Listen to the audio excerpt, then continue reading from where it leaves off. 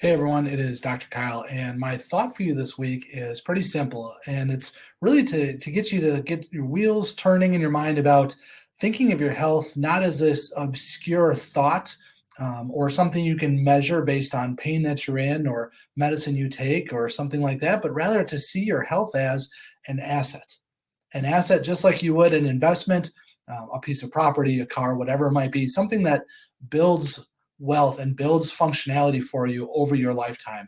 And you, of course, want a good asset, you want good health. So, this is what I mean by that. Your health is your ultimate asset, it's your ultimate wealth.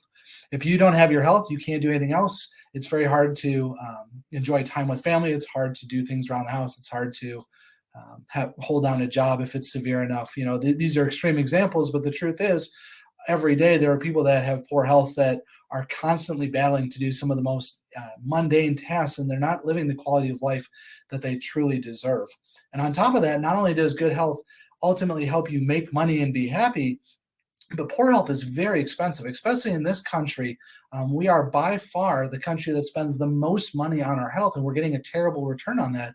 And that may sound like just a broad concept, but the reality is that's money that comes out of your paycheck. It's money after your paycheck and after you've already paid taxes. That's going to copays. It's going to medications. It's going to surgeries. It's going to all these things that ultimately take that resource away from you because you don't have the health from that. Now, imagine if you had good health, while some of that is still going to be an expense, it's going to greatly reduce, which allows you to use that asset for pleasure or things that you want to do likewise. So ultimately, your health is an asset. And I'm going to take a moment here today and give you some opportunity, or give you some ideas, I should say, on ways that you can invest in it yourself, different avenues in order to do that. The first one, being a chiropractic office, we do recommend, of course, that you are adjusted. You have to make sure that your spine and your nervous system is functioning properly so that your body is ultimately being able to function and utilize everything that you're doing. Otherwise, that's healthy for you. Imagine going out and working to the gym every day, but your nervous system isn't functioning properly, so you're not building muscle and you're not repairing tissue the way that you should. You're not going to get those ultimate PRs. You're not going to get the fast recovery. You're not going to be able to perform to your best because the nervous system controlling every part of your body is not functioning to its optimal. Imagine spending a good amount of money on supplements or organic foods and some of the best quality foods on earth, but because your nervous system doesn't work well, your stomach isn't able to break it down in the proper ratios. It's not able to convert the proper things into the building blocks that your body needs. You can put in the best fuel in the world, but if you don't have the right engine, it's ultimately not going to get you the outcome that you're looking for. So a proper nervous system through chiropractic is the ultimate way to make sure that every other investment that you're doing is a safe bet. Now, once you're working through that, and I know you are as a patient here in the office, if you see a chiropractor, you're ensuring that your nervous system is functioning properly, then we look at things like supplementation, eating good quality supplements or taking good quality supplements every day that your body can use, not the cheap stuff that ultimately just gets thrown out through your waste because your body can't absorb it. That's not natural. That doesn't come from natural sources like plants or animals. You also want to make sure that you're eating good, organic, toxin-free foods as much as possible. Remember, the rule is you start at the top of the food chain and work your way down. And you can also reference things like the Dirty Dozen and the Clean 15 list put out by the Environmental Working Group every year to reference which fruits and vegetables are going to be more bang for your buck when it comes to organic versus inorganic food. The reason you do that is because when you're eating inorganic, you're eating food that's contaminated overwhelmingly by pesticides and herbicides, things that your body has to fight off. So not only are you not getting proper nutrition from the food itself, but you added on this extra layer of energy and stress and ultimately toxicity that your body has to deal with. When investing a little bit extra in a good organic food is ultimately going to get you a longer return for your body's health and well-being ultimately. Exercising is so important, and it doesn't mean you have to have a gym membership or you have to pay for a trainer. You have to do all these expensive things or very time-consuming things. This can be as simple as making sure you set aside time each day for a proper walk or a 10 or 15-minute HIIT exercise in your own basement. Whatever it might be, it doesn't have to be this extravagant thing. This can actually be a very cheap option for you, but make sure you're exercising, you're moving, you're putting your body through dynamic movements to challenge it, to get your heart rate up, to get your oxygen and your lungs breathing, to get oxygen into your body. These are all things that overwhelmingly have been proven to improve your health, both physically and mentally.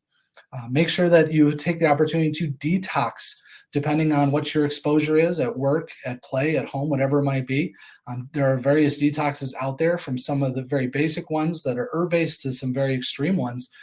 So consult with your physician, or someone, a physician or medical practitioner you trust, whoever it might be, in order to understand which one makes the most sense for you and what you'd be looking to actually cleanse out of your body. So detoxing is extremely important. It can be done multiple times, depending on during your life, I should say, depending on what you've been exposed to. And lastly, make sure you're getting good quality sleep. Your body needs that sleep in order to rejuvenate itself. It's not just a matter of waking up and feeling energy. That's only a small part of sleep. During your sleep, your body is rebuilding tissue. It's building hormones. It's building muscles. It's creating long-term memories. It's metabolizing food. It's doing just dozens and dozens of active tasks while you simply lay there. And if you don't give yourself the amount of time or the quality of sleep that you need, by the way that you put yourself to sleep at night, ultimately you're robbing yourself of the best quality sleep and the benefits that are there for it. Now, just like any kind of investment, any kind of tangible financial investment, it's not always the cheapest to do this. It does take a little bit extra, but you need to understand just how important the investment and how much of a return you're going to get when you do these things day in and day out. This isn't something for your health that you can simply do one day and then blow off the other 6 days of the week and think you're going to be okay. You have to chip away at this a little bit every day. It's a day in and day out process. Doesn't mean you have to be perfect every day of your life, but overwhelmingly there has to be a focus for those things. The last thing I'd mention is that, just like, again, any tangible asset, it's something that is going to build over time. The idea of compounding interest financially applies to your health as well. You do these things not in isolation, but you make small changes in each of these categories over the course of your life, and you balance these things, and you're going to get a much more significant return than if you just choose one or two and then completely isolate the rest. They have to be done to a large extent to unison. And there's even some that we didn't talk about here today. So just some ideas: invest in your health. It is your ultimate asset. It is what is going to allow you to live the quality of life that you want to live. It's also what's ultimately going to put more money in your pocket, allow you to be more financially free when you're not dealing with poor health and the poor side of those things. So this is Dr. Kyle again. Invest in your health. I'm so happy to see and serve each of you here in the office when I get the opportunity and be part of that investment strategy for you. Have a wonderful, wonderful week.